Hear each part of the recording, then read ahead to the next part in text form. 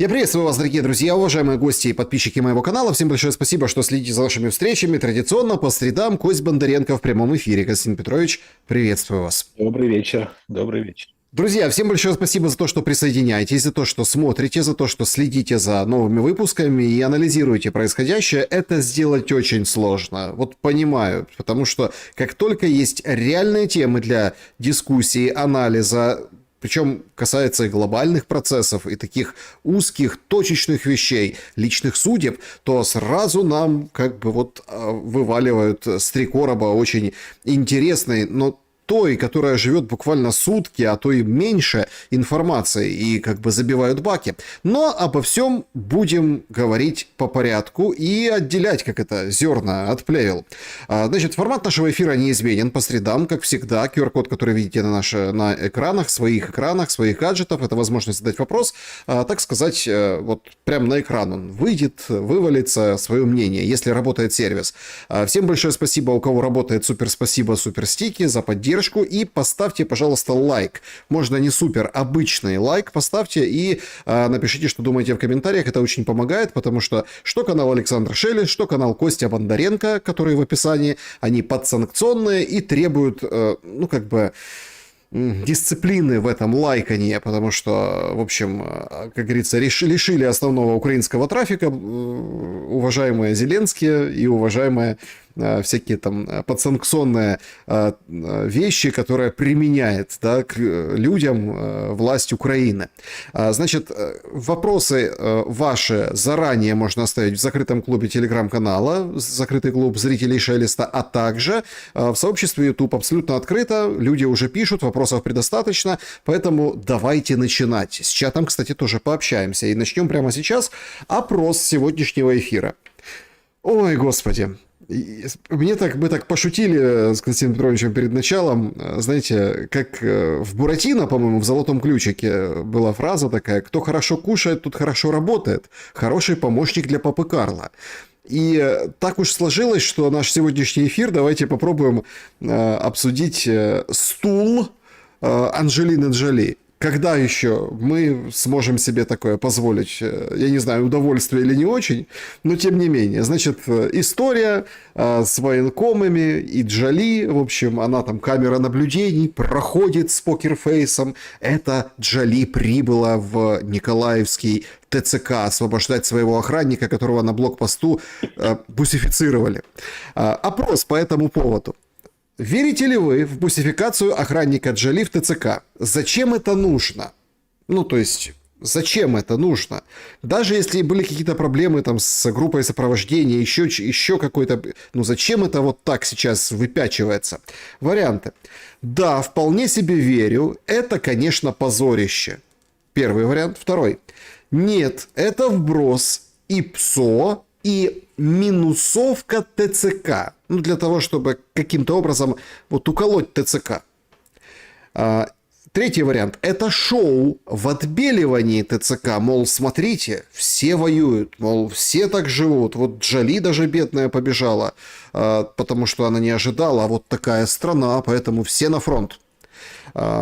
Плюс. И еще один вариант ответа. Мне все равно.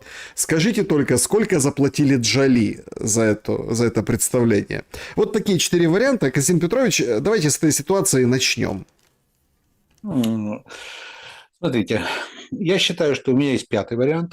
Я считаю, что это тщательно спланированное шоу. С целью отвлечь внимание от животрепещущих проблем. У нас катастрофа под Покровском, у нас, и не только под Покровском, у нас фактически, можно сказать, очень тяжелая ситуация на фронтах. Непонятно, что у нас несет президент, и так далее. Власть уже заворолась по самое некуда, народ закипает постепенно, и народу необходимо переключить внимание на что-то другое. И вот народу дают альтернативное шоу. Украинцы переключаются на другую тему. Им предлагают фактически ситуацию анекдот. Им предлагают, посмотрите, да что вам этот Покровск, сдался он вам, этот Покровск,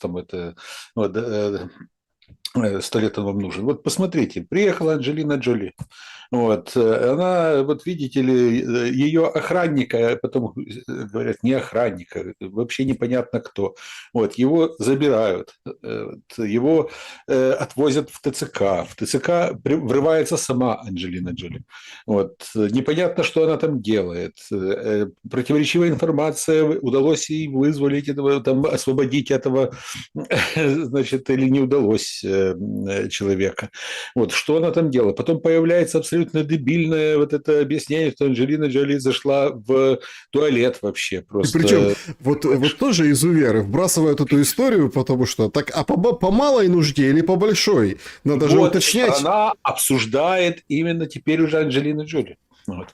Вызвать Анджелину Джоли – это не такая большая проблема. Вот. И То не, есть есть и райдеры, не так дорого для людей, которые ворочают. райдеры, когда связываются с ее менеджерами, говорят, вот мы бы хотели бы видеть ее в Украине.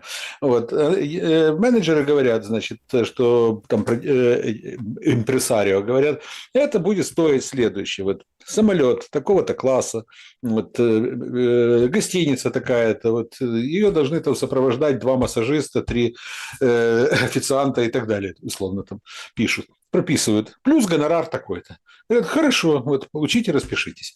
И она вот прилетает в условленное время, там проводит благотворительную акцию и улетает обратно. Она уже прилетала, тем более во время войны, один раз. Приезды голливудских звезд, они оплачиваются достаточно щедро. Не знаю, из государственного бюджета или не из государственного бюджета, это уже второй вопрос. Но при этом, понятное дело, что приезжают голливудские звезды в Украину не из большой любви к украинскому народу и не из желания там, вот, защитить украинцев своим присутствием в Украине. Вот. Ну и в данной ситуации все было разработано именно таким образом. Думаю, что сама акция готовилась около недели, дней 10. Понимаете, в чем дело? Тут понятно, что много мемов по этому поводу. На это и расчет. Вот Конечно. четко, на это и расчет. На это и показательная история с вот этим, этой нелепой ситуацией, анекдотом. Но опять-таки, понимаете, она уже была в Украине. Да более того, она там была по Африке поездила, понимаете, по другим странам загнивающим. Ничего это не дает, ничего это не решает. Бессмысленно и без толку вот это вот, ну, как там делают отдельные, там, даже народные депутаты обращаться, мол, Джоли, так проедься по ТЦК, по СИЗО, пособирай вот таких вот, так сказать, освободи их. Это бессмысленно, это бесполезно. Но, тем не менее, вот видите, это все занимает время обсуждения. Всех голливудских звезд Украину искренне посещал, скажем так, только Жан-Клод Ван Дам. Вот, потому что у него здесь была девушка в нулевые годы. Вот, он к ней ездил, у него были романтические отношения в Украине, поэтому он ездил не по райдеру, он ездил по зову сердца. Так что остальные все, понятное дело, по приглашению, по четко спланированному графику. Ни для кого не секрет, наверное, что голливудские звезды, они же не только снимаются в кино, у них еще дополнительные есть виды заработка. Например, они вот приезжают с определенной миссией за определенные там деньги, вот, принимают участие, например, иногда даже в избирательных кампаниях. Вот. У нас избирательная кампания? Нет, еще нет. Я говорю, что иногда принимают участие. Либо же в каких-либо других политических кампаниях принимают. Ну, многим это кажется, что это все выдается за чистую монету. Либо же вот бывает такое, что можно там договориться, позвонить тому или иному там, голливудскому, той или иной голливудской звезде и договориться за определенную сумму, что голливудская звезда запишет специально для кого-то поздравление. Ну, соответственно, потом можно это прокрутить, что там некого господина Ивана Ивановича Иванова там поддерживает условно Чак Норрис. Там, или, я не знаю, или там, Константин Петрович, я вот, знаете, а какие умозаключения от этой ситуации, если отталкиваться и двигаться к более таким приземленным реальным вещам, это же слушайте, как подгорает. Это мы с вами обсуждали недавно вот это совещание, да, на выходных, это совещание, которое было в пятницу. Вот эти орешники, которые взрывают, панцири, которые малюк, там вот это все. Дальше Буданов, который на вертолетах отправляет своих бойцов на высадку в Покровск. Сейчас Рёбке день, белым днем сегодня, говорит, 80+% Покровска под контролем России захвачено. И Мирноград в материале Бильд окружен, об этом говорят украинские военные непосредственно на позициях в Мирнограде. Проходит 2 часа, выходит Генштаб и говорит, слушайте, нет никакого окружения, все нормально.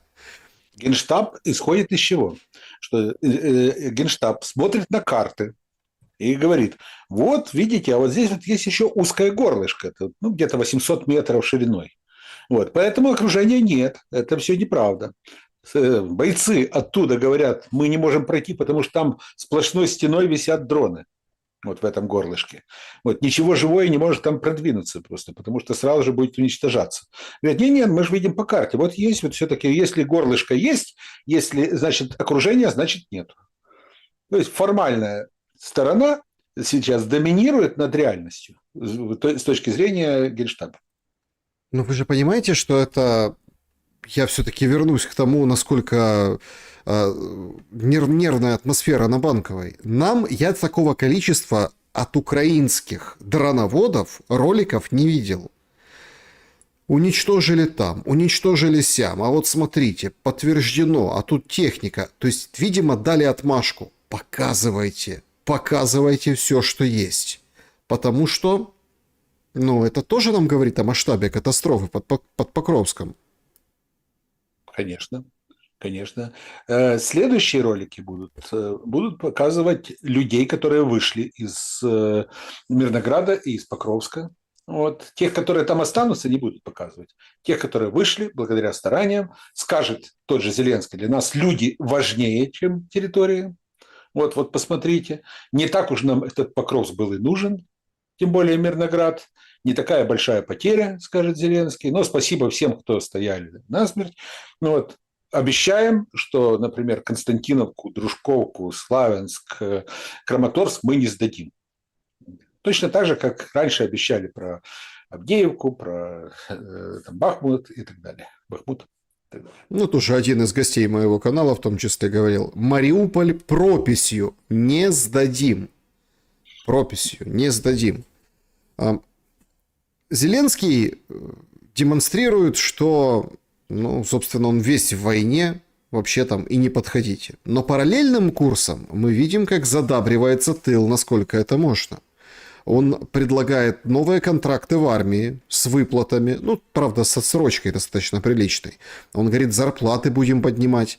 А вот тут интересно, так европейцы дали добро на то, чтобы поднять зарплаты украинским военным? А если нет, то зачем вот эти все, скажем... Мы пряники? живем в мире обещаний и авансов. Европейцы не дали ни денег пока что обещают. Те деньги, которые даются, это копейки. Но европейцы же обещают, что эти деньги должны поступить в Украине. И, соответственно, в надежде на то, что эти деньги поступят, у нас и делаются различные обещания, даются различные обещания. Главное – обещать. Война все спишет. Понимаете, насколько критичная ситуация, можно понять только из косвенных сообщений. Вот буквально во время нашего эфира распространили новость. Это вот прям новость, прям вот свежак, как говорится.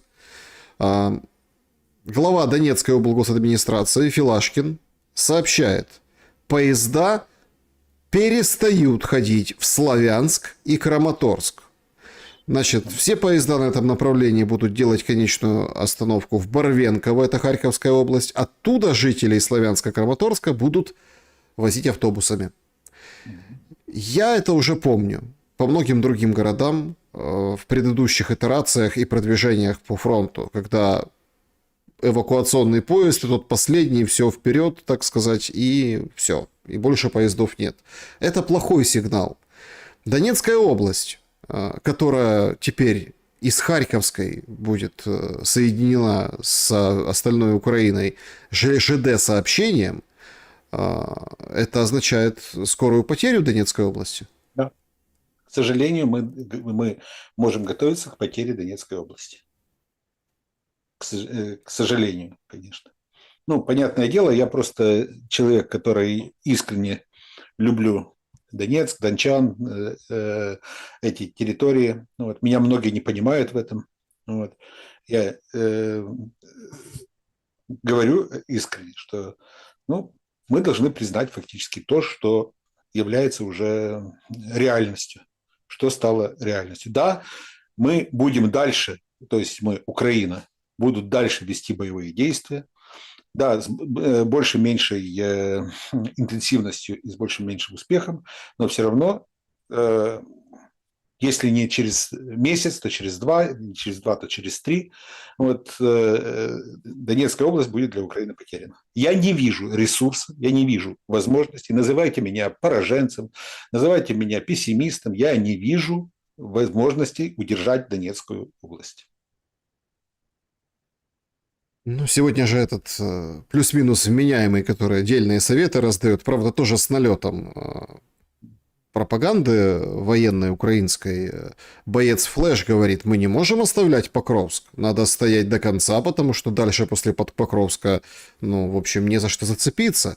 И многие находят долю истины в этих рассуждениях, поэтому опять распространяется им же, этим Флэшем, да, Сергеем Бескрестным, распространяется приказ стоять до конца и любой ценой держаться. Насколько это разумно? Ну, смотрите, приказы могут поменяться. Сейчас это политический приказ. Это приказ, который мотивирован политически, а не с военной точки зрения. С военной точки зрения нет возможности удержать Покровск. Нет возможности. Вот. С политической точки зрения устроить показуху для внешних потребителей, для лидеров европейских государств, вот, что есть у нас порох в пороховницах, да, это, в принципе, можно, но какой ценой? Цена действительно высокая, но ввиду этого нужно понимать и насколько вяжется, если так в политическую плоскость перебросить вот эту тяжелейшую ситуацию на фронте. Причем, смотрите, мы же будем свидетелями такого принципа домино. Упадет Покровск, Мирноград, вот этот кусок, там Константиновка, уже там бои внутри города. Дальше Днепропетровская область, там галоп может организоваться резко и внезапно. Плюс Купянск подтянется, там где 60 человек и никого нет. Да? До сих пор это обсуждают, и даже Министерство обороны Российской Федерации сегодня выдвинуло две версии, что нетипично для Министерства обороны Российской Федерации, они, как бы, знаете, больше по селам, по вот этим военным делам. А тут они говорят, тут два варианта. Или Зеленский цинично лжет, выполняя, преследуя свои цели, да, то есть знает правду. Или Зеленского настолько им крутят, настолько Зеленского вокруг пальца обводят, что, простите, пожалуйста, но это какой-то, прям риторический вопрос в сообщении Минобороны Российской Федерации. Как на него отвечаете вы? И что думаете по поводу принципа домино, который нас наверняка ждет? Ну, смотрите, я не настолько пессимист, чтобы говорить о том, что все посыпется сейчас резко и что сейчас вооруженные силы Украины побегут или же там будут оставлять фронт без боя. Ну, скажем так, я в это не особо верю. Вот, бои будут продолжаться, люди будут гибнуть. Причем, к сожалению, что на этом этапе вполне возможно, что потери будут более высокими, чем, например, в предыдущие месяцы. Вот, к сожалению. Вот. Что касается как раз ситуации с Зеленским. Не надо делать из Зеленского идиота. Вот. Может, ему бы и хотелось, чтобы все люди думали, что вот царь добрый, но находится в неведении, а бояре злые и не дают ему информацию. Вот. Но на самом деле Зеленский очень хорошо поинформирован о том, что происходит. Очень хорошо поинформирован. Повторюсь, он действует не с точки зрения военной логики, военной стратегии, военной тактики. Он действует исключительно в политической парадигме. И для него важно не то, что думают о нем в Украине, для него важны не жизни украинцев, для него важны аплодисменты лидеров западных государств. Я задам прямо вопрос. Переживет ли режим Зеленского падение Донбасса? Я думаю, что режим Зеленского переживет. Создана настолько сильная, так, тоталитарная вертикаль власти, тоталитарная, так, с серьезным прессингом со стороны силовых структур, со стороны спецслужб, которые проникли всюду. Зеленский создал фактически такую монолитную партию войны, которая заинтересована в войне, и Зеленский заинтересован в этой партии и заинтересован в продолжении войны. И, соответственно, эта партия войны зарабатывает серьезно на войне. Для нее война – это жизнь. Вот. Война – это стиль жизни, вот, способ жизни, модус вивенди, то, что называется. Вот. И, соответственно, эта партия войны вот, на сегодняшний день, она готова оставлять город за городом, территорию за территорией, но лишь бы эта война продолжалась дальше. Война – это деньги, война – это влияние, война – это, скажем так, власть, это беспредел и все прочее, которые полностью освещаются войной, освещаются красивыми лозунгами. Это возможность заткнуть любой рот любому человеку, возможность бросить без суда и следствия человека в тюрьму или же путем подтасовки фактов, там, значит, или же других там дел, бросить его там на длительные срока, возможность полностью нарушать Конституцию, как хотите, вытирать об Конституцию ноги, и все просто ради того, что вот терпите, потому что Путин придет, потому что война, потому что сейчас вас поработят, вас отправят в Сибирь всех там, значит, вас изнасилуют, вас убьют, прочее, терпите. Вот. Извините, пожалуйста, если война закончится, чем тогда держать народ в Стойле. стойле? Ну да. Ну как же чем? Украинским языком. Нет, опять же, вот, извините, сейчас любое неповиновение, любое проявление там, значит, некой дерзости, сразу же объявляется, что вот этот человек работает на Путина, этот человек работает на Россию, он агент. Вот. Как в Одессе сейчас вот этот клуб «Палладиум» да, там закрыли. Вот. Чем аргументируют? Идет война, они по-русски поют песни. Вот. На языке противника поют песни. А завтра, если войны не будет, вот. Какая аргументация для того, чтобы закрыть клуб, в котором исполняют российские песни? Константин Петрович, вы понимаете, что мы вот так возмущаемся, и... Да мы уже даже не возмущаемся, мы уже просто констатируем, уже просто это, знаете, это когда в стране господствует абсолютно запредельное свинство, вот, мерзость, вот, тут уже не возмущаются. Тут уже просто, знаете, это уже какая-то такая бессильная констатация факта. Просто правда, извините, конечно, но слова «стадо», «стойло», они ложатся, они подходят. С каким... Нет, понимаете, нет, на самом деле это не то, что безмолвное стадо – это одно дело. Но когда люди сегодня выживают, извините, но каждый в стране сегодня выживает, не понимая, где сегодня настоящий враг. Враг по ту сторону фронта или по эту сторону фронта настоящий враг. И каждый сегодня сам за себя. Каждый сам за себя, каждый сегодня считает, вот как нужно, решает для себя, как нужно спастись. Спасти свою жизнь, спасти свою семью, спасти будущее. Кто-то бежит через границу, кто-то прячется, вот. Кто-то, не знаю, там, правдами, неправдами там, покупает себе там, инвалидность, еще что-то, откупается от ТЦК, кто может. То есть разные методы, разные. Нету единого движения, оно сегодня невозможно. просто. Просто сегодня было сообщение, что на Подоле в одной из киевских школ прямо на уроке бусифицировали физрука.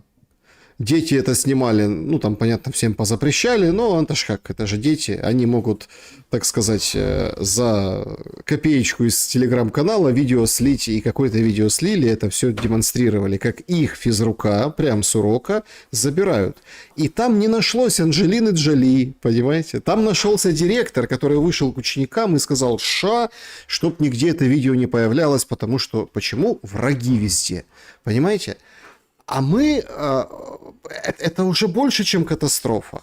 И катастрофа на самом деле, если еще более цинично подойти к ситуации в Покровске, Мирнограде, Купянске, там нет катастрофы. Там идет война, там идет, ну, скажем так, накат. На тебя наступают, ну так, отступай, или делай маневр, предпринимай что-то. Все же вроде научились воевать за вот эти 3,5 года, а складывается впечатление, что никто ничего не умеет. Все опять в этих эмоциональных качелях. Да. Вы понимаете, я же на самом деле общаюсь с очень многими людьми, с очень многими военными. Общаюсь. Ну, так сложилось, что у меня от рядовых до бригадных генералов разный круг общения, разный. Причем и теми, которые в зоне боевых действий, и теми, которые в тылу, и так далее. То есть я пытаюсь узнать настроение. Извините, но лучше эти настроения здесь не передавать, потому что я не хочу фактически, чтобы меня обвиняли в том, что я сею панику или еще что-либо. Но настроение очень мрачное. Президенту не верят. Когда президент выходит на голубом глазу и говорит, да мы сейчас зачищаем Купянск, вот сейчас уже еще немного, и сейчас мы Купянск вернем, вот, никакого окружения нет, у нас там идут... А солдаты это видят совершенно другое. Военные это видят совершенно другие вещи. Говорят, президент на Покровском направлении. Оказывается, президент был в Краматорске. Вот. Причем, что интересно, он вчера приезжает в Краматорск, весь Краматорск знал, что президент к ним приехал. Фронтовой город, потому что с утра вот, значит, оцепили все. Оцепили, значит, вот, и сразу же все бабушки начали передавать из уст в уста: президент приехал, президент приехал. Это прям как в этих фильмах, вот это, да, наши в городе есть, да, вот это. Когда мне это рассказывали сами жители Краматорска, звонили, просто рассказывали, они просто говорили, это был такой грустный анекдот. Грустный анекдот, потому что тут даже разведки вражеской не надо.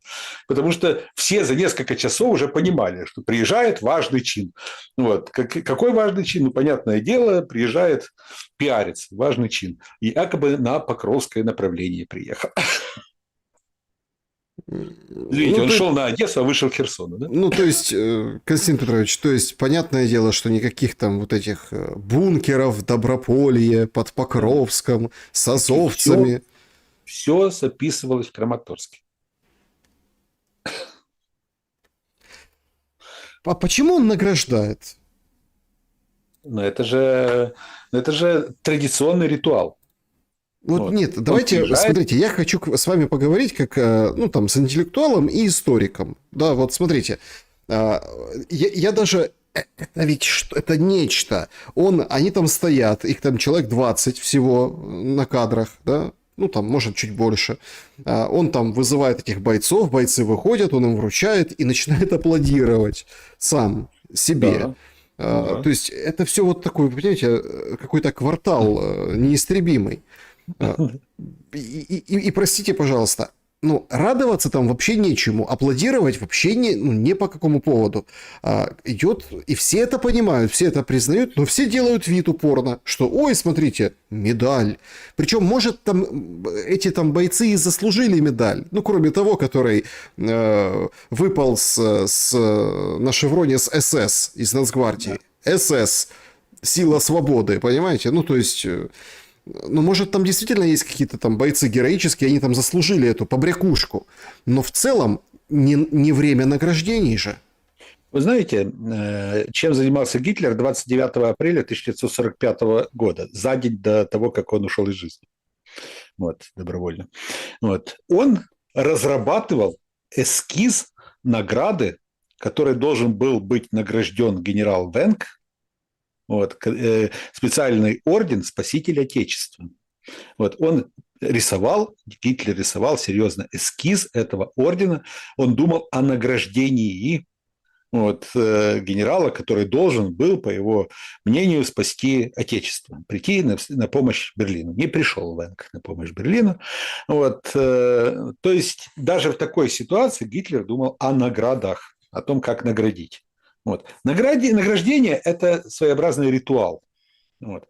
Ритуал, и, в принципе, Зеленский этому ритуалу следует постоянно. Я уточню тогда вопрос. Он таким образом показывает, что он со своей армией, со своими войсками, что он вот как человек, который вот является хозяином страны, вот он лично вручает ту или иную награду. Ну, опять же, повторяюсь, это ритуал. Только в Украине, наверное, возможно, чтобы президент еврей, чем гордились в свое время, говоря, что в Украине нацизма нет, вручает солдату с эмблемой СС, с вот этими двумя буквами, государственную награду. А вы понимаете, дело в том, что сейчас атрофировались определенные инстинкты, которые были порождены Второй мировой войной. Вот. То, что казалось, вот это вот является четким злом, а это является добром, вот это белое, вот это черное, грани не просто стерлись, они исчезли, все смешалось сегодня. И сегодня для еврея вот, оказывается абсолютно нормальным является почитание там, элементов нацистской идеологии или нацистской эстетики, будем так говорить. То есть это для него не зазорно. Поэтому, знаете, чем дальше мы отходим от Второй мировой войны, тем больше будет каши в голове. Ну, вот эти награждения я хотел бы... Ну, вот недавно же были на выходных 1 числа. Был поражен в Днепропетровской области. Ну, место или там точка сбора, пункт сбора для награждения. В общем, Суспильное сообщает, ссылаясь на военнослужащего, который там был, около 50 человек полегло тогда, ну, потому что все ждали Сырского, он должен был приехать, или какой-то тоже важный чин, и вручить награды. И всех построили. Причем построили тех, кто воевал там с года 23-го, ну, то есть давненько воевал, не зеленых, а вот таких бойцов, маститых, даже там один погиб брат одного из работников ТСН. Короче, 8 погибли, 40 ранено, 6 пропали без вести. Это вот Суспильное дает. Хотя есть версия, что 50-50 плюс. Ну, окей.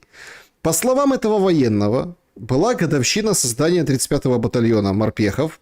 И, в общем, должна быть была церемония с кострами и факелами. Погода была плохая, говорит военнослужащий. Дронов над нами не висело. И тут, как гром среди ясного неба. Видимо, нас кто-то слил из своих. Об атмосфере внутри украинской армии, ну, годі й говорити, как говорится, да? Ну, то есть, простите, пожалуйста. Но СЗЧ, вот эти все моменты, отношения командир-подчиненный, солдаты, вот это бардак, он, конечно, растет, но чтобы своих сливать и сдавать цели, вот во таких многих войнах вещей. во многих войнах это является обычным делом, к сожалению. С этим борются, но, извините, но в каждой войне есть те люди, на слабостях которых играет противник. Вот. И говорить о том, что у нас этого точно быть не могло, это абсолютный нонсенс. Абсолютный нонсенс. Точно так же, как в России российская армия иногда проводят проверки, кто слил информацию и так далее. Вот, ищут наводчиков, там, которые на территории России на те или иные объекты. Вот, извините, во время войны, война – это не только сплошной героизм. Война – это и огромное количество грязи, подлости и так далее.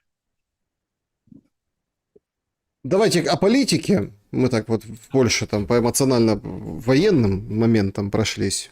Хотя я так понимаю, что на фронте еще все впереди на самом деле. Нас еще ждут бурные недели, нас точно ждут такие яркие события. Приезжал Уитакер. Че приезжал? Ни слова, ни полслова об этом никто ничего не сообщил. Только сам Уитакер фотографию опубликовал и сказал, что вот по заданию Трампа, только с Трампом мы победим. Сегодня Трамп опять в очередной раз говорит, мы там 7 войн закончили, скоро будет следующая. Ну, там сбились со счету 8 или 9, ну неважно. Короче, Россия, Украина. Скоро будет, все будет хорошо. Мы вот занимаемся, скоро закончим. И тут Уитакер, которого не подсветили, хотя по большому счету, давайте включать логику, всегда любого маломальски там американца, который приехал, сенатора даже какого-нибудь вшивого, простите за выражение, софиты, камеры, выставки кружат, Америка с нами. Ну, значит, Уитакер пришел и продемонстрировал позицию, что Америка не с вами. И Нет. точно говорили о Покровске. Не только о Покровске. Вот. По моим данным, опять же, не ручаюсь за достоверность, но, по крайней мере, это выглядит логично. Он привез чуть ли не ультиматум со стороны Соединенных Штатов от Трампа, что у вас есть 2 месяца на то, чтобы завершить войну. Зеленский настроен на то, чтобы война длилась не менее года.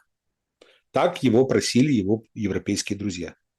Европа сегодня заинтересована в том, чтобы война длилась максимально долго. Более того, Зеленскому европейцы говорят, если вы продержитесь год, в России начнутся проблемы, Россия начнет рушиться, вы, возможно, сейчас что-то потеряете, но потом, когда на обломках России, Российской Федерации, мы вам отдадим не только Донбасс, не только там Запорожье и Херсон, Херсонскую область мы отдадим вам еще там и Ростовскую, и Ставропольский край и так далее. То есть там, получите там еще большой кусок как компенсацию.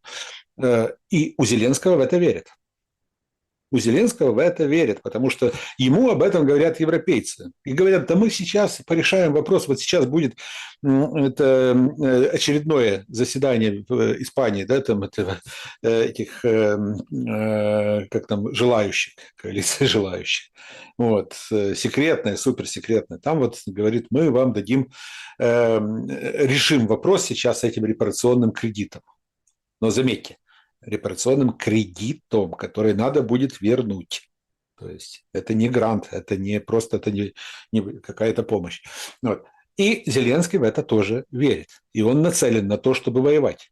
А Соединенные Штаты говорят о том, что вы должны прекратить. Трампу нужна победа. Еще одна. Трампу нужен еще один мир, вот, который он установил. Какой ценой? Его абсолютно это не особо это колышет, скажем так, Трампа. Вот, поэтому Трамп готов на то, что если Путин в Анкоридже сказал, что нужен Донбасс полностью отдать, то будьте добры, идите, договаривайтесь. Если сегодня Путин, будучи более сильной стороной и демонстрируя преимущество, требует это, то, пожалуйста, идите и договаривайтесь. Вот. Зеленский на это отреагировал отрицательно. Поэтому не было широкого освещения, не было итоговой пресс-конференции, не было выхода к прессе совместного, потому что на самом деле вот фактически стороны проявили абсолютно диаметрально противоположные подходы. Вот. И это еще раз показывает, что сегодня Зеленский продолжает дерзить Соединенным Штатам. Константин Петрович, Зеленский, получается, ждет, пока оступится Трамп. Там уже даже выписывают сроки, когда это может случиться. Сегодня принял суд по поводу тарифов, Верховный суд Америки, заявление. Да, стрельнули Минитменом 3 без боевой части, но вовсю сейчас вот эта гонка Россия-Америка, да, а сейчас там последовали заявления из Кремля, да, вот там и Белоусов, и Путин, а Песков говорит, да не Путин не то имел в виду. Короче, вот в общей рамке вот этот Карибский кризис, это ведь тень на миротворца Трампа еще и какая. Ну, эти стреляют ракетами, другие стреляют ракетами, испытывают с боевой частью, без боевой части. Об этом, по крайней мере, говорят. А это уже Карибский кризис. Плюс Венесуэла, плюс шатдаун, плюс мэр Зохран. Вы видели? Вы Мамдани. обратили внимание, какая радость в украинских пабликах про офисных вот, от того, что победил как раз Мамдани. Вот. Какая радость, что демократы побеждают. Вот. Слава богу. А вот через год еще победят они на довыборах в Конгрессе. Вот, и на промежуточных выборах, извините. И, соответственно, вот, это начало конца Трампа. Вот, ура. То есть это я посмотрел сегодня и в Фейсбуке, посмотрел в телеграм-каналах. То есть там такая царит радость в окружении Зеленского. К чему радуются? Нет, понятно, что это воспринимается политически как поражение. Понятно, Конечно. что специфический там и человек, и путь Поражения у него... нету как такового. Ну, понятно, что Трамп хотел показать в демократическом, по сути, штате, в демократическом городе, где демократы доминируют, он хотел показать, что все-таки он может переломить ситуацию. Не переломил. То есть штат и город остались синими фактически. Вот. Так что, ну, ничего по сути не произошло. Вот. Но радость стоит, ликование очень серьезное. Смотрите, Трамп, вот если так посмотреть под вашим углом зрения, вот с этого ракурса, да, ему сейчас очень надо закончить войну. Потому что там проблемы, они как бы как снежный ком. Смотрите, я объясню еще раз для зрителей, я неоднократно на этом останавливался. Сегодня Россия и Соединенные Штаты разделили две темы. Первая тема – это политическая тема, в том числе вопрос Украины. И политические темы решаются на уровне Марко Рубио и Сергея Лаврова. То есть это официальный уровень, это уровень министров иностранных дел, это уровень фактически очень высокий уровень, который дает основание говорить о том, что если это на таком высоком уровне обсуждается этот вопрос, то он может быть решен достаточно, скажем, даже неожиданно, скажем. Вот. Второй уровень – это экономический уровень. Уровень экономического сотрудничества, потенциального экономического сотрудничества между Российской Федерацией и Соединенными Штатами Америки. Это на этом уровне ведутся переговоры между специальными посланниками, вот, Кириллом Дмитриевым и Стивом Уиткофом. Вот. Они обсуждают все вопросы, которые касаются исключительно экономики. Логистика, энергетика, прочие моменты, Северный путь, там, Арктика. То есть они все это решают. Потому что здесь становится понятно, что здесь триллионы долларов, которых заинтересованы сегодня обе стороны. Вот, и это взаимовыгодный, взаимно интересующий процесс. Политика мешает осваивать эти доллары. Поэтому решили развести в разные стороны политические и экономические процессы. И, соответственно, сейчас, вот, когда речь идет о позиции Трампа, вот он как бизнесмен, он мыслит категорией выгоды, цифр, вот именно и денег. Вот. Поэтому, если он видит, что политика ему мешает зарабатывать, вот, для Соединенных Штатов, решать экономические вопросы, острые, критические, кризисные вопросы, вот, то, соответственно, он будет делать все для того, чтобы надавить на тех самых политиков, вот, ударить кулаком по столу и так далее, но все-таки закончить эти политические дрязги, процессы, которые мешают зарабатывать. Тут вопрос в другом по поводу Трампа. Ну, то есть... Это смешно, конечно, кажется, потому что Зеленский уже и так пересидент, но он думает его пересидеть. И вот в этом страшно. Исходя из этого, возникает фактор катастрофы. Я бы хотел, чтобы мы серьезно на этот счет поговорили, потому что есть, и у меня на канале, кстати, есть. Давайте так, не будем отметать. Вот война на самом деле, все же как говорят, да не будет никакой ядерной ракеты, да ну его. Вот они как разлетались, да, сейчас. Да, и вовсю говорят, что давайте испытывать с боевой частью и так далее. Понятно, что может еще год пройти, 3. Это в наших, в масштабах жизни это нормальные сроки. Но в масштабах нашего сегодняшнего вот этого вот джали и туалет в ТЦК, понимаете, вот этих всех вбросов, это, конечно, еще кажется вообще очень и очень далеко. Но... Значит, ядерный удар по Украине. Вариант на столе. Наступление на Киев и подрыв Киевской дамбы, причем непонятно кем и непонятно для чего, чтобы по Днепру отсечь вот это наступление и захват левобережной Украины, как сценарий.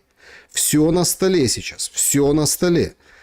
Но тут же возникает другой момент. Зеленский, кажется, вообще не смотрит в сторону проблемы со своей легитимностью. Вот сколько надо, столько и буду. Почему ему никто не напоминает об этом? Или напоминают, просто мы не слышим, нам не показывают. Вы знаете, я уже говорил, что еще весной у меня был разговор с американскими коллегами, которые задавались вопросом, хорошо, а кто вместо Зеленского? Мы перебирали большое количество людей, и я не мог ответить на вопрос, а чем вот этот персонаж лучше, чем Зеленский. Это первый вопрос. Второй вопрос, а каков механизм приведения этого человека к власти? Про Залужного они так достаточно с улыбкой говорят, а зачем менять шило на мыло? Понимая, что на самом деле это одного поля ягоды. А про остальных, а как их демократическим путем привести к власти? Этих людей. Может быть, хороший человек Разумков, например. Хороший человек Юлия Тимошенко. Или там, это я называю, это я случайно. Это какие случайные фамилии просто называю. А как заставить людей за них проголосовать, за этих людей? А никак просто. Поэтому некоторые мысли даже сводились к тому, что, хорошо, есть в мире там факты там, или же прецеденты того, как приводили тех или иных людей неконституционным, не совсем легитимным способом. У Соединенных Штатов есть большой арсенал как раз именно таких кейсов, когда приводили людей нелегитимным способом. А кого? Задаются они вопросом. И поэтому на некотором этапе они считают, что Зеленский так пересидел, так что закончится война, будем решать. Даст Бог день, даст Бог пищу. А пока что будем иметь дело с Зеленским, который или недолегитимный. Но исходим из того, что его легитимность определяется не законодательно, не конституционно, а консенсусом западных лидеров. Константин Петрович, это ведь такая стратегия. Этому же человеку дают деньги. А деньги-то, да, я знаю, там много Они есть. чудесно понимают, что эти деньги никогда не вернутся. Но они же настоящие, эти деньги, это же не фантики. Да, эти деньги сжигаются в печи войны, в горниле войны. Эти деньги никогда не вернутся тем, кто их дают. Нет, понятное дело, что Великобритания, Соединенные Штаты, они уже перестраховались, они взяли под контроль, потенциально взяли под контроль недра, взяли под контроль там другие объекты, они уже поподписывали соглашения, они понимают, что рано или поздно они могут вытянуть эти деньги из украинских недр, забрать их у народа. Подписывал президент, а деньги забирают у народа, народное имущество. То есть они не будут в минусах. Но прямых компенсаций за те деньги, которые потрачены на Украину, на украинский вопрос, их не будет. Продолжим тему катастроф. Сегодня очень такая тревожная публикация и вообще беседа, или как это, панель, в общем, разговор. Значит, есть такой господин Харченко, профильный центр он возглавляет, специалист, в общем, по энергетике, коммунальным, в общем, по этой технической части. Значит, и он вовсю говорит о том, что, в принципе, ничего такого нового, это все уже было, но людям освежает в памяти и говорит, смотрите, нет отопления, невозможно его включить. Соответственно, надо сливать воду с батарей. Сливаешь воду с батарей, ты ее туда не зальешь, потому что перебои, блэкауты и так далее. В общем, это практически нереально, если минусовая температура. Если воду оставить, трубы полопались, все, привет, Алчевск, привет, эти, скажем так, дни, когда... А потом с нуля просто строили все теплосети, разрешали индивидуальное отопление, так выходил Алчевск в те годы из этой катастрофы. И таких Алчевсках может быть очень и очень много. В общем, нужно или убирать отопление, может Украина и киевская власть к этому прийти, или, внимание, эвакуировать киевлян. А куда? Я не знаю. Ну, кого-то, понятное дело, эвакуировать в окопы и на войну. Вот. Кого-то, наверное, в тыл. Но это очень циничный подход. Но при этом это, знаете, это простые решения, что называется. Вот. Это простые решения. Посадить в поезда Угу. и на 3000 километров куда-то вывезти. Пускай крутятся. Потом... Кстати, 3000 километров, точнее 2700 километров железнодорожными путями, которые можно проехать бесплатно, это как раз расстояние по железнодорожным путям от Киева до Лондона, куда, наверное, Зеленский собирается вот бесплатно уехать как-то рано или поздно. Да, видимо, я уеду жить в Лондон. Константин Петрович, но ведь зима будет лютая и страшная, и всем говорят свитерочек дополнительный надеть. Да, нет, зима обещают, что будет холодная, но, понятное дело, нам каждую зиму обещают, мы не знаем, какой она будет реально. Вот нас призывают готовиться к холодной зиме, но будет ли она холодной, мы вот точно не знаем. Что касается дополнительного свитерочка, это давние идеи украинских энергетиков. Уже лет 10, наверное, начиная с Майдана, всех готовят, что а что вы вот так вот привыкли жить в тепле, а вы знаете, какая температура в Британии, средняя температура в квартире 15 градусов вот зимой, а вы знаете, какая температура, например, в Германии там, нормальная, 17-18 градусов зимой. Вот, это вы привыкли жить в роскоши, в тепле, давайте привыкайте к европейским нормам, к европейской жизни. Наша песня гарна и нова, как говорится, вот, так что в данной ситуации вот, начинаем ее снова. О том, что лучше наденьте свитерок и теплые носки, чем ждите температуру 20-22 градуса. Значит, в эти минуты, прямо сейчас, мы просто в прямом эфире, те, кто будут смотреть в записи, я прошу это учесть, потому что все, как говорится, с пылу с жару. Трамп выходит на выступление в Майами, там проходит бизнес-форум в честь годовщины Трампа, победы Трампа на выборах 2024 года. Значит, бизнес-форум Америка бизнес, американский бизнес называется. Ну, знаете, перед этим форумом, конечно, обвалили крипторынок достаточно существенно. Видимо, тоже говорят, что из трамповских заработал по этому поводу. В общем, с бизнесом все хорошо у Трампа, с политикой не очень. Заявление. Трамп называет победу Мамдани в Нью-Йорке потерей части суверенитета США, но пообещал, что разберется с этим. Да. Не, ну так... Я думаю, что на самом деле политика в Соединенных Штатах, внутренняя политика в Соединенных Штатах будет яркой, с элементами шоу, и точно скучать не дадут. Вот. Слишком многое стоит на кону. Мамдани просто-напросто сейчас добавил новых красок. Да, друзья, значит, всем большое спасибо, что уже поставили лайк. Всем большое спасибо, что пишите комментарии. Благодарим за то, что подписываетесь. Делайте это, пожалуйста. Подведем итоги нашего сегодняшнего вопроса и перейдем к вашим вопросам, потому что их сегодня очень порядочно много. Кстати, если какие-то вопросы не успеваем, если что, обратите внимание, с определенной периодичностью на канале Костя Бондаренко выходит прям целая рубрика, посвященная общению с вами, поэтому переходите на его канал, тоже интересуйтесь и подписывайтесь. Верите ли вы в бусификацию охранника Джоли в ТЦК? Зачем это было нужно? 13% нет, это вброс и ПСО, ТЦК так минусуют. Ну, враги, пропаганда. 25% это шоу, чтобы наоборот отбелить ТЦК. Мол, все на фронт, вот смотрите, вот, такие реалии. 30% да, вполне себе верю, что именно все вот так, как рассказывают, могло произойти. Более того, это позорище. 30%. И чуть-чуть больше, 32%, хотя эти варианты не противоречат друг другу. В общем, мне все равно. Вы только скажите, сколько Джоли заплатили. Вот такие у нас итоги. Ну что, тут даже комментировать не приходится. Тут Просто разнобой взглядов.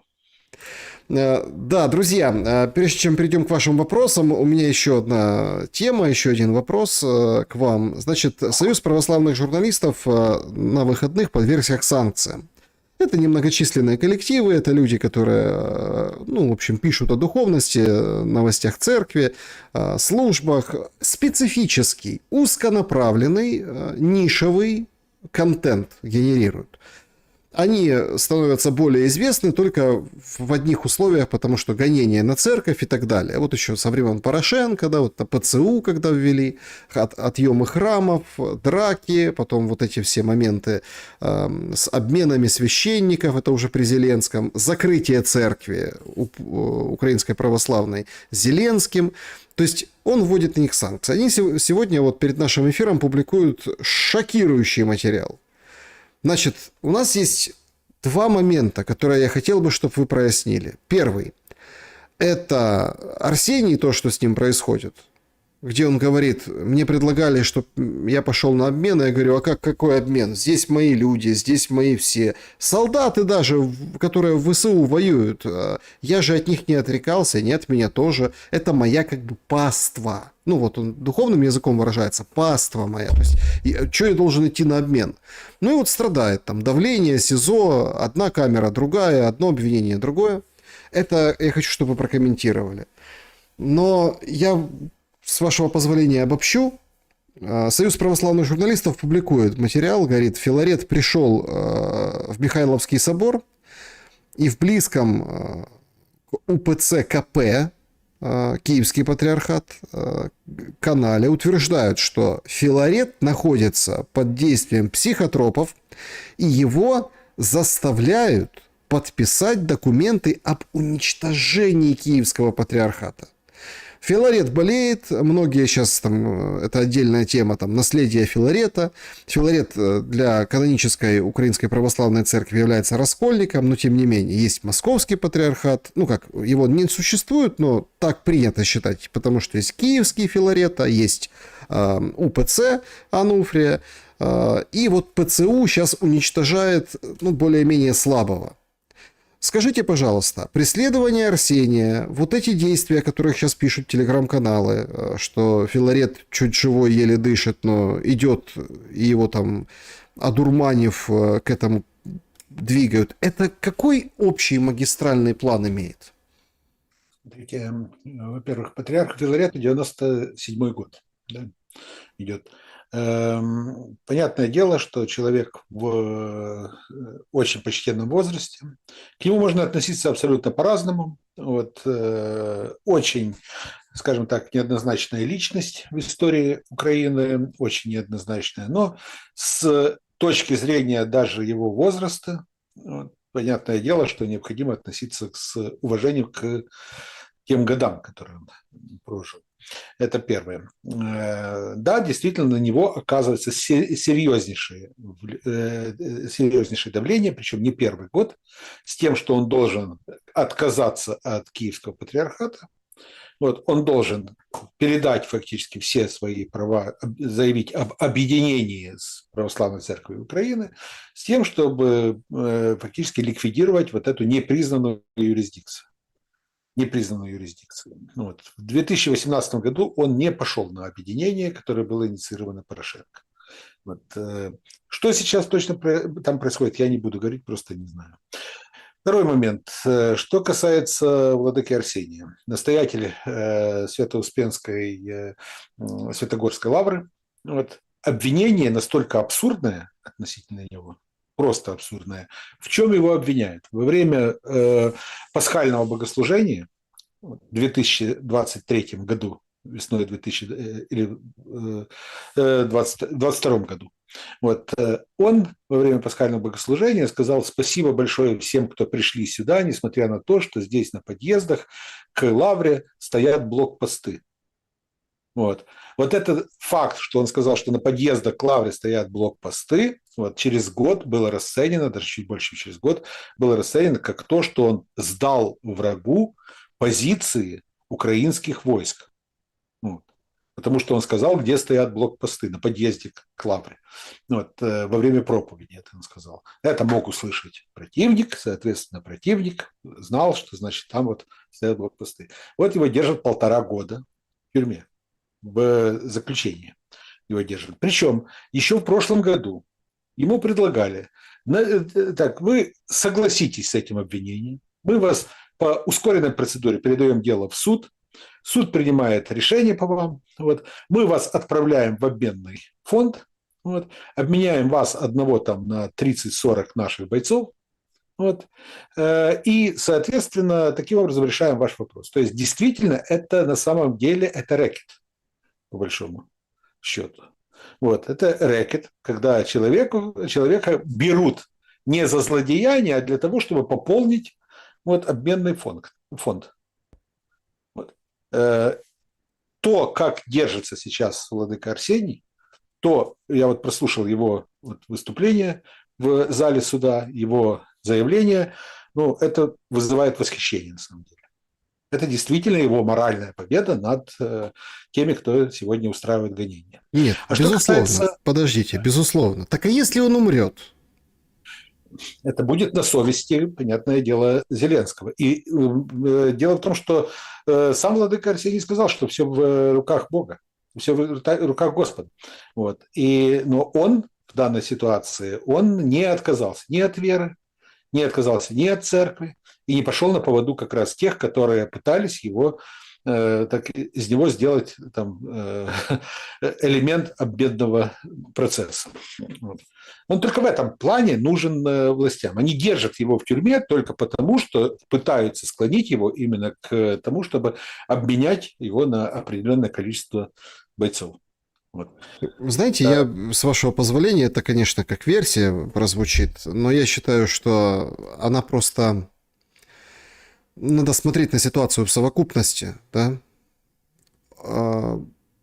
Арсений, владыка Арсений, он настоятель Святогорской лавры.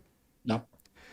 Святогорская лавра, насколько я понимаю, по всем планам Киева, извините, что это так с усмешкой говорю, будет переходить под контроль Российской Федерации. Ну вот, Да. Вот как ни крути. Да. Поэтому с точки зрения сохранения жизни, здоровья и всего остального, ну, выглядит глупо. Пускай бы меняли, пускай бы переходил, пускай и туда бы он все равно вернулся. Мы просто с этого начинали, на самом деле, что... В Украине существует серьезнейший процесс, там, значит, вот, когда приходят к священнику тому или иному, вот, заявляют о том, что вот берут его, арестовывают, задерживают. Потом следователь говорит, ну вы же понимаете, вот вы признаете вину, если вы признаете вину, мы вас отпустим домой. Вы только признаете, мы вам дадим условный срок. Если не признаете, мы вас посадим там на 10 лет условно. Вот. Он признает этот условный, идет на сделку соответствующую, его судят, дают условный срок, а потом этим условным сроком вот, тычут всюду и говорят, что вы смотрите, видите, у нас доказано вот, через суд, вот, фактически мы доказали вину такого-то и такого-то человека. Вот. Этот человек осужден уже через суд, потому что условный срок – это тоже срок, это тоже вердикт. Вот. Соответственно, та же ситуация сейчас. Если только владыка Арсений вот, согласится с этой темой, что вот я соглашаюсь, я иду на определенную сделку, я признаю вину, меня после этого отправляют в Россию, вот, это будет означать, что все, что ему инкриминируется, он признает. Это будет основание для того, чтобы потом были дополнительные гонения на церковь, апеллируя к тому, что вот же владыка Арсений же признал же свою вину. Он виновен, он же осужден у нас. И он это чудесно понимает, что это спасет его лично, но станет дополнительным актом обвинения относительно церкви. Ну, и монастыря, да, и его конечно, братьев, да, конечно. да. Да. Кстати, что интересно, что, например, тот же патриарх Варфоломей, он же требует передачи Вселенскому патриарху под Ставропигию, фактически в Ставропигию, вот, Почаевской и как раз Киево-Печерской лавры. Не для ПЦУ, а именно для его церкви. Вот. А вот про Святогорского как раз молчит. Святогорского он не требует. Ну, было в Интересно, России две почему? лавры, станет три. Да, да, интересно, почему, да. Все Да, прекрасно понимают. Там просто да, тут в комментариях я вижу в чате онлайн, которые люди пишут. Смотрите, там бои уже рядом. Там вот да. Лиман, уже там бои, там вот Конечно, этот там уже совершенно рядом, так что Плюс еще с Харьковской области идет движение. Вот то, да. которое не Купянск, а южнее, туда, в сторону Изюма. Трассы простреливают со Славянск-Изюм, а Светогорск это рядышком. Поэтому тут, смотрите, тут такой момент. Мы, опять-таки, анализируем. Я свое мнение относительно перспектив Донбасса, в принципе, я уже высказал. Да, значит, переходим к вашим вопросам, уважаемые друзья. Да, и я еще один момент только хотел сказать, что относительно Союза православных журналистов, да, я многих людей в Союзе православных журналистов знаю еще так с незапамятных времен, еще до Майдана. Вот, соответственно, могу сказать одно, что их можно было обвинять в чем угодно, это абсолютно профессиональные ребята, абсолютно профессионалы. Некоторые из них находятся сейчас в заключении в Киеве, кто-то в эмиграции. Вот введены санкции сейчас, ну что ж, и это пройдет.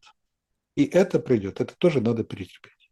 Ну, пройдет, если не продлят через 10 лет. Они Нет, же я там... имею в виду, извините, но я вот точно, абсолютно уверен, что 10 лет у Зеленского нет. Ну, подождите. Да, значит, смотрите, переходим к вашим вопросам. Константин Петрович, вопросов очень много, поэтому, может, все не войдут, но, в общем, давайте постараемся. Режим Блиц. Поехали. Василий Одесса. Константин, очень вас уважаю, но позвольте сегодня с вами не согласиться касательно того, что следует уважать Филарета за возраст. Извините, но возраст не достижение, а физиологическая особенность. Согласитесь, это абсолютно не достижение, а настоящее достижение Филарета все известны. С уважением к вам, Константин. Я могу в чем-то согласиться, но что касается, знаете, есть определенная такая бытовая этика. Вот.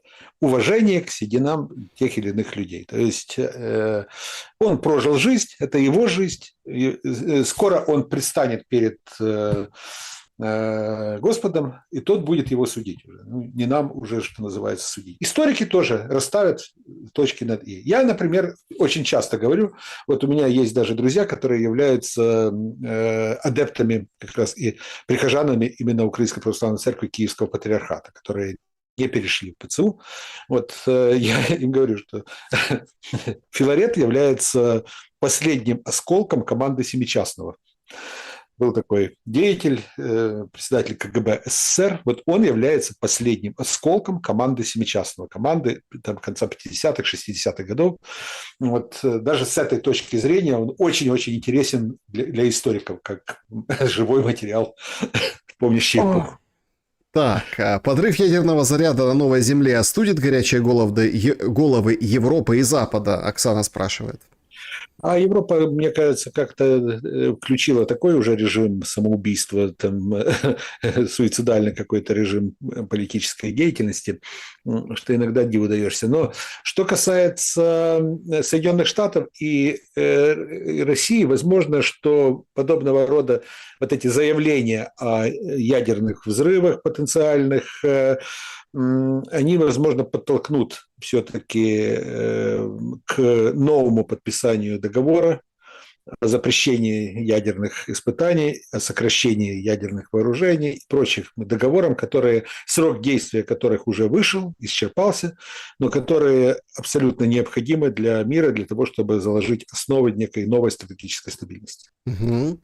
Александр Македонский спрашивает, а знает ли Константин, что фирма Hugo Boss, в кофте которой он сегодня производила одежду для СС и не только? Да, знаю, люблю эту фирму, честно скажу. Как говорится, вопрос Армянскому радио. Правда ли, что Петр Ильич Чайковский был гомосексуалистом? Правда, но мы его любим не только за это. Синяя борода. Константин. Украина стала страной мрий. Зеленский смог это воплотить. А дальше мир капитализма, Европа. Не все выживут. Что вы на это скажете? Но на самом деле Зеленский просто, что называется, подхватил знамя. Воплощать краину мрій, создавать краину мрій начали после Майдана сразу. Вот этот процесс, который начался после Майдана, он пришел к своей высшей стадии, вот, к Зеленскому и его команде. Ну вот, что можно сказать. Да, действительно, абсолютно губительная волна. Я всегда говорил, что после Майдана и сам Майдан они символизовали серьезнейшую трагедию в истории Украины. Мгм. Следующий вопрос. Господа, здравствуйте. Перечислю нескольких недавних новостей.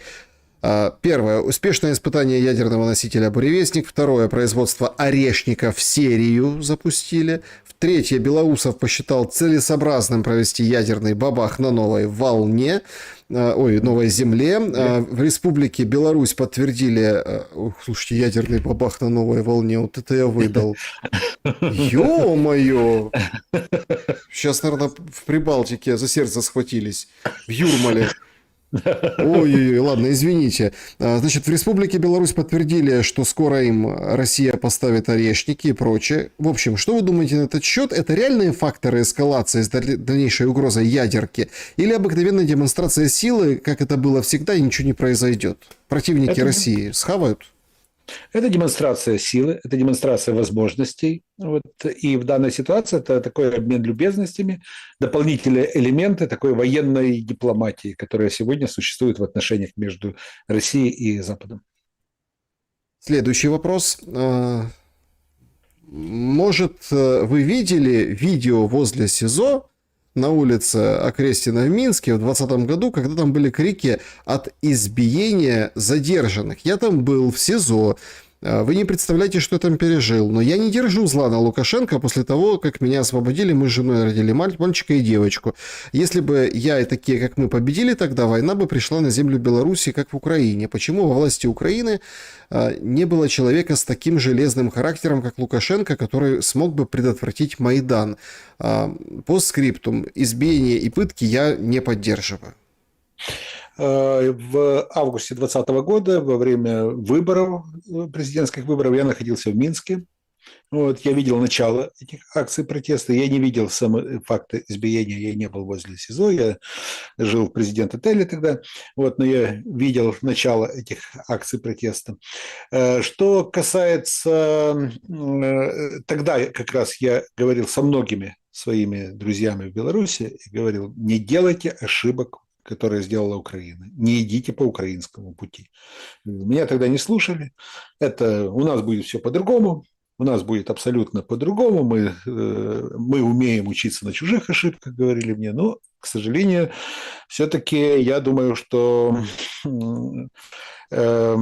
скажем так, когда некая революционная эйфория владевает массами, тогда не особо вникают в какие-то рациональные вещи. А что касается Украины, да, у Украины не было человека, который был готов фактически железной рукой подавить Майдан. Не было такого человека. Считаете ли вы ошибкой присоединения западных областей в 1939 году? Я об этом неоднократно говорил, что Сталин либо совершил ошибку, вот, присоединив западные области, а не создав там отдельное государство. Вот государство Сталиниду, так назовем это, как Наполеон создавал Наполеониды, вот, полунезависимое государство. Точно так же Сталин мог создать полунезависимое государство, цепь полунезависимых государств, которые бы отделили Советский Союз от Германии, буферную зону определенную. Либо же Сталин пошел сознательно на определенное закладывание мины замедленного действия, понимая, что если завтра Украина из административной части, из республики Советского Союза захочет стать независимым государством, будет мина замедленного действия в виде Галичины. Какая вероятность того, Наталья интересуется, что активные боевые действия могут происходить в крупных городах и областных центрах? И от себя добавлю, или их будут обходить и оставлять? Я, например, видя интенсивность боев в достаточно небольших, сравнительно небольших городах, вот, я не представляю, как Россия видит для себя там, боевые действия в Харькове или в Запорожье. Вот. Ну, или даже в Краматорске. Я не представляю. То есть я не военный стратег. Вот для этого существуют, там, скажем, профессиональные военные, которые закончили военную академию, у которых есть опыт боевых действий, в том числе в Сирии. Ну, вот это к ним вопрос. Но я, честно скажу, я не представляю, как Россия собирается брать крупные города. Наталья Яковлева, здравствуйте, уважаемый Константин Александр, обожаю вашу обоюдную аналитику и труд, но есть одна вещь, которая меня расстраивает, а именно некоторые эксперты говорят, что в наших украинских вузах нету мальчиков, мол, все уехали, остались девочки.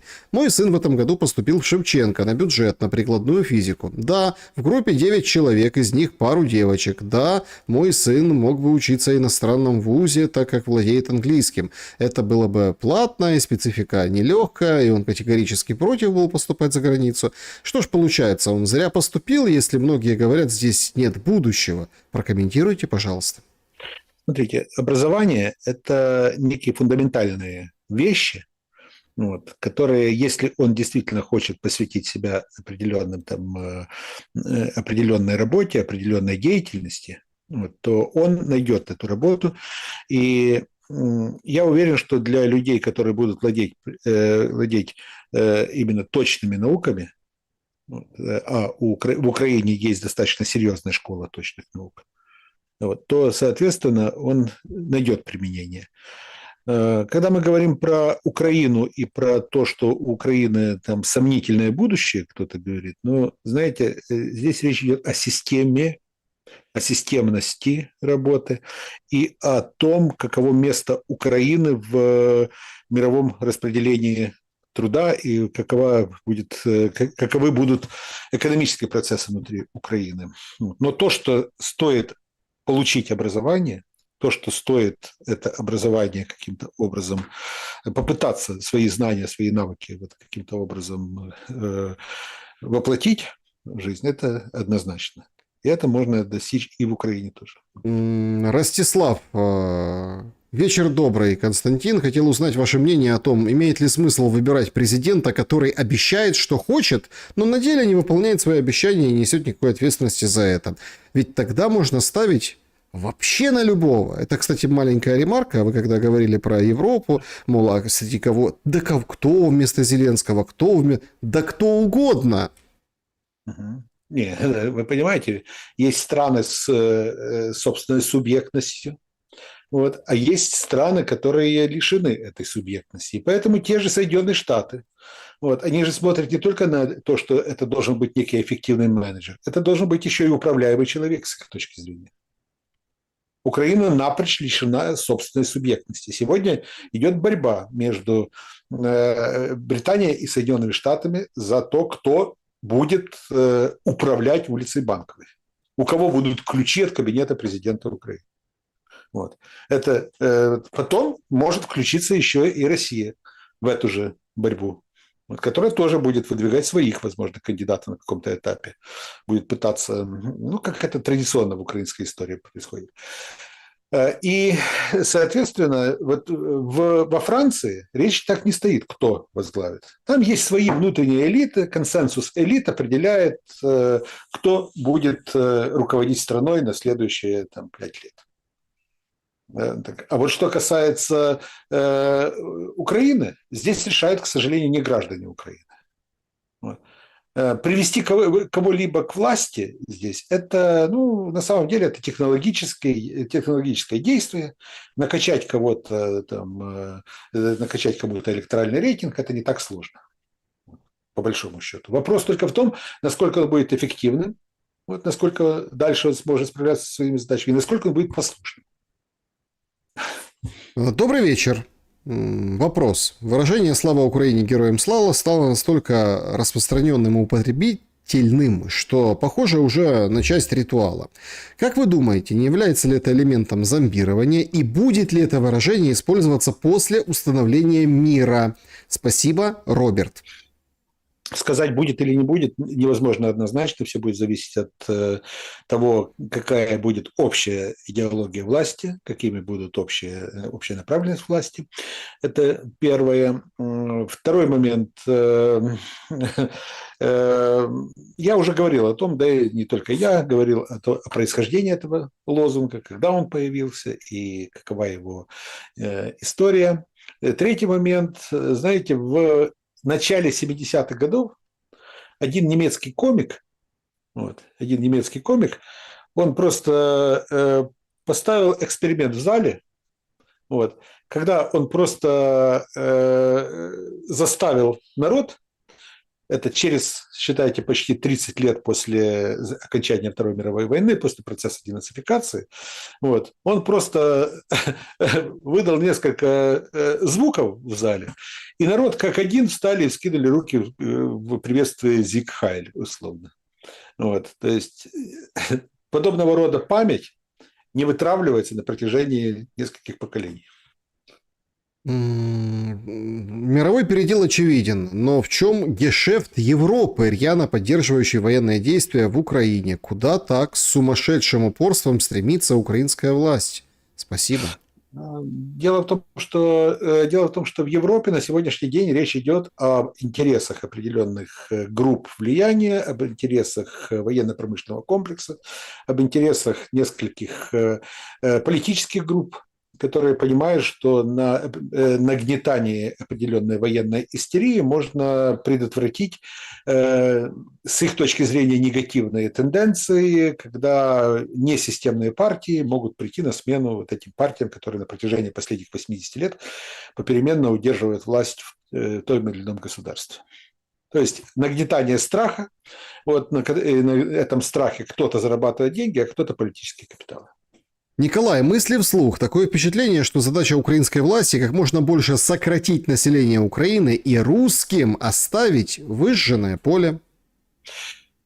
Ой, я не знаю, понимает ли украинская власть, что это ее задача, которую перед ней поставили или нет, но по факту мы сталкиваемся именно с этим процессом.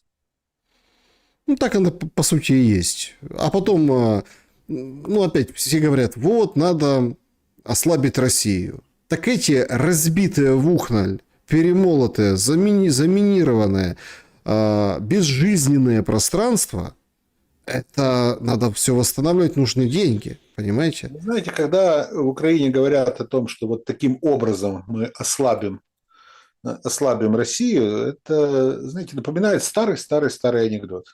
О том, как два друга встретились, там, один другому жалуется: меня жена так достала, пилит меня постоянно, жена меня постоянно уже так достала, убью ее просто, потому что сил уже нет.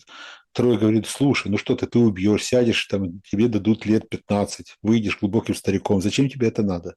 Ты знаешь, что сделай? Просто ты ее, знаешь, что надо ее довести до того, чтобы она умерла сама. Тот говорит: как? Давай ты занимайся любовью с ней каждый день по 5-6 раз. И через неделю она умрет от переизбытка чувств. Через несколько дней он приходит к нему в гости, видит, там жена бегает там по дому, такая счастливая, потому что что-то напевает там себе, а ее муж сидит такой, там синяки под глазами, такой весь исхудавший, там еле-еле там дышит. Говорит: ну что, как дела? Он говорит: видишь, как поет бедная, не знаю, что ей только 3 дня жить осталось. Приблизительно то же самое произошло в России. Да. Значит, Петр Константин Петрович, судя по выборам в США, Трамп не учится не только на чужих, но и на своих ошибках первого срока. Так и не узрел, что поддержка Украины и Зеленского всех тянет вниз?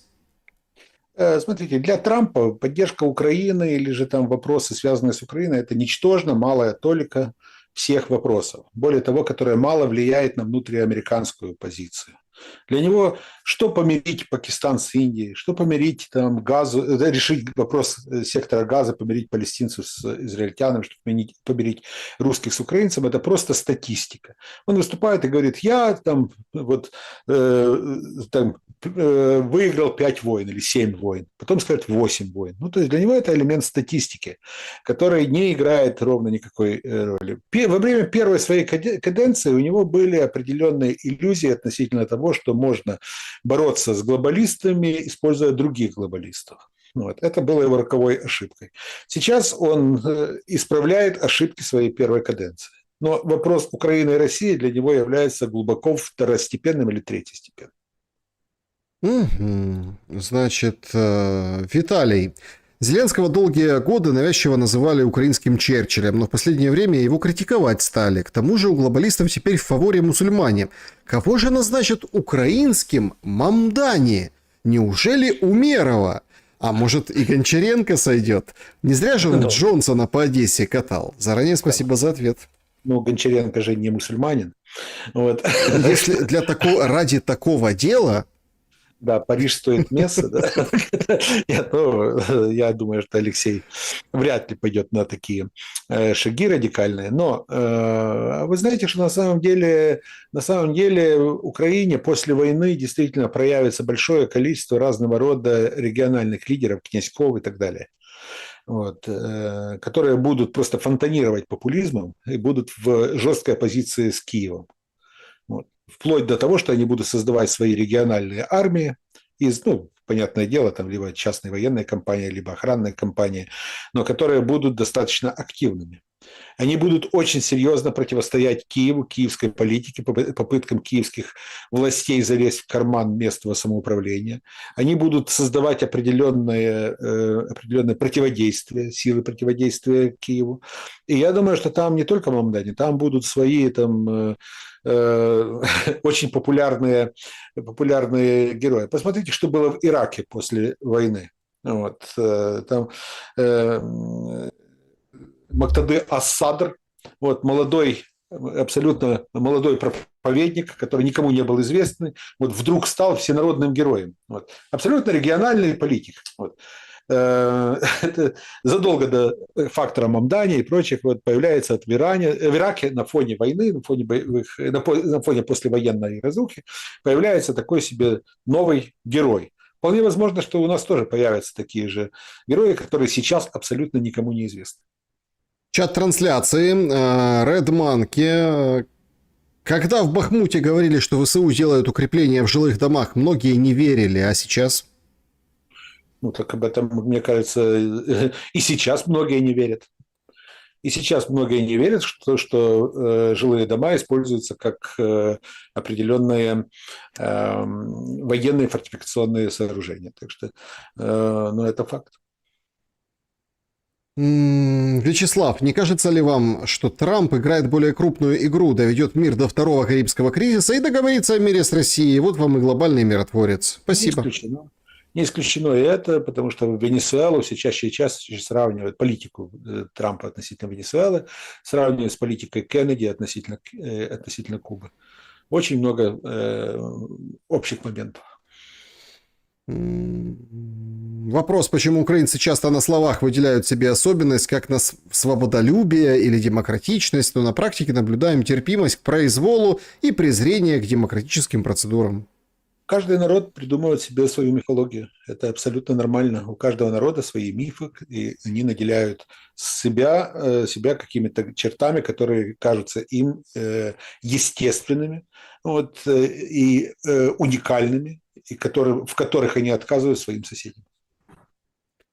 Ну, тут интересуется, смысл было русским убивать беспилотниками мирных, идущих к ним. Ясно, что это сделали те, кто находится в безвыходной ситуации и злобе. Почему украинцы подвергают сомнению эту историю? Я так понимаю, под Купянском вот это мирное с собачкой. Это точно вопрос, который, ну, вряд ли можно в нынешних условиях сказать. Все, что бы мы сегодня не сказали, апеллируя к логике, именно к логике, вот, все будет исключительно условностями. Вот, потому что иногда война не предвидит каких-то логичных вопросов, логичных ответов. Я просто, понимаете, мы сегодня делали там эфир со Спартаком Субботой тоже по этому поводу. Тут же, смотрите, какая страшная вещь. Нам сейчас говорят и пытаются развести нас на разговор, а кто это сделал, да? Одна сторона, другая. Первая сообщила российская сторона, потом появилось видео, а видео точно такое, но уже с маркировкой десантников украинских. Сказали, что это русские стреляли.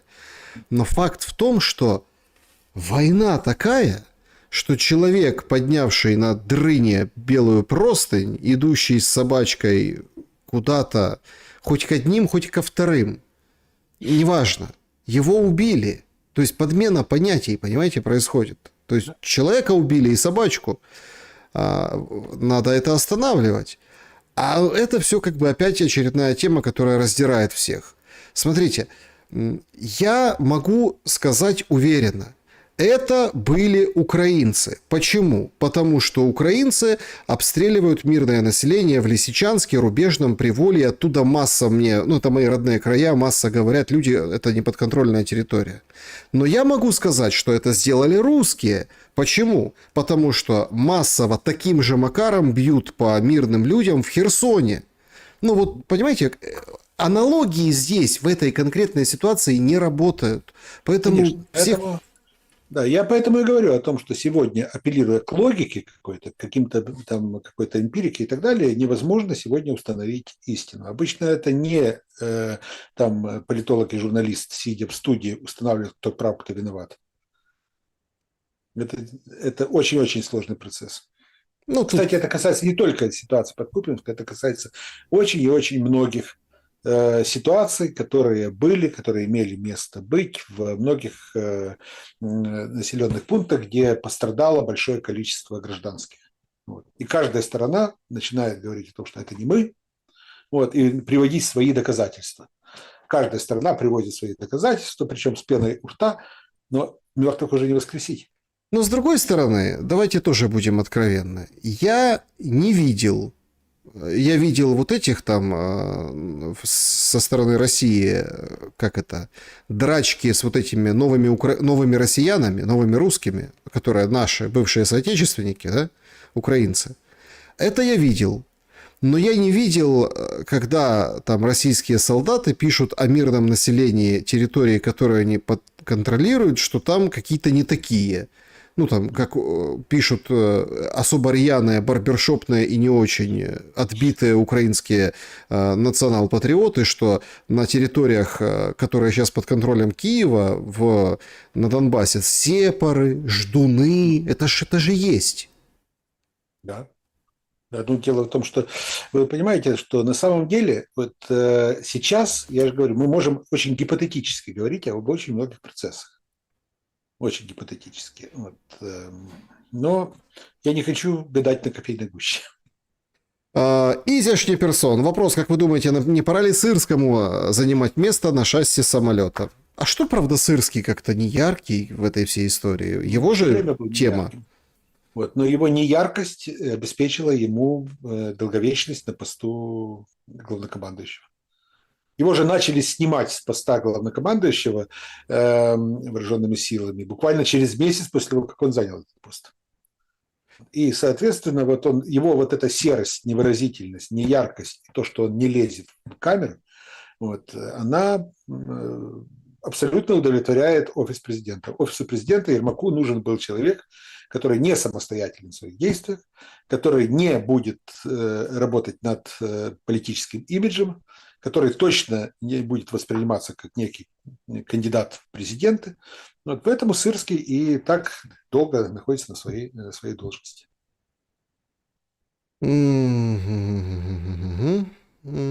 Значит, ну, понятно, да, что все сейчас понеслась в чате трансляции ждуны, сепары, вот эта вся история, то есть... Да, значит, это дело такое, очень эмоциональное. И здесь вот Наталья пишет, что это точно отвлечение внимания. Ну, вот как Джоли, понимаете? Отвлечение внимания. Вот все об этом говорят, а не о другом. Друзья, всем большое спасибо за то, что побывали в сегодняшнем нашем прямом эфире. Константин Петрович, благодарю за время и мысли. Спасибо и вам, и до новых встреч. Берегите себя, время жуткое, время, где очень тяжело сохранять там, холодную голову, но сердце горячее должно быть всегда. Вот об этом помните. Добра и света в каждый дом. Как бы это цинично в период отключений в Украине